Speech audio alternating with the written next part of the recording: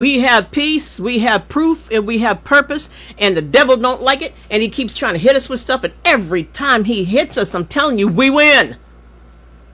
Because God is good.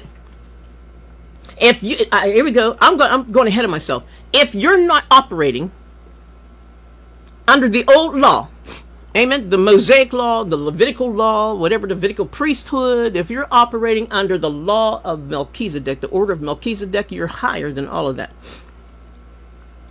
Jesus was told, and I have it at the end of this, I'll read them real quick to you, and maybe I'll read the chapters and you can write it down.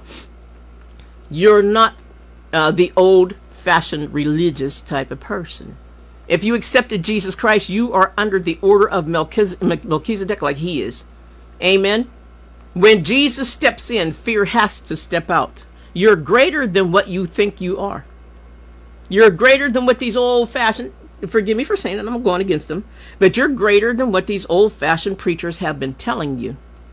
And a lot of these churches they're still under tithing. They're still tithing as of, according to Melchizedek 2 or 3. Everybody tithe, bring your tithes into the storehouse so there'll be meeting. But do you know that's a Levitical order? That's an old order. That's under the old law. Amen. You're under the new law where Abraham gave a tenth to Melchizedek, who I heard myself.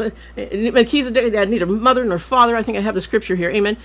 Abraham didn't tithe to the priest. Oh, well, yeah, the priest. Amen. Abraham tithed to the priest. Amen. And when you tithe to the Lord, when you tithe under the order of Melchizedek, nothing can stop you from prospering. We can try. Okay. Open minds, fulfilled scriptures, verses 44 to 49.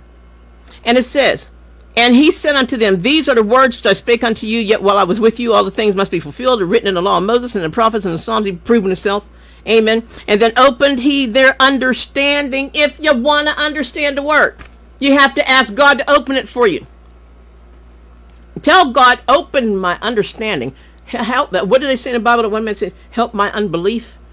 Ask God for whatever you need. Don't feel bad and say, I think I have a problem with believing. But I don't want to say anything because I don't want to make God mad. He's going to get upset with you by not telling him.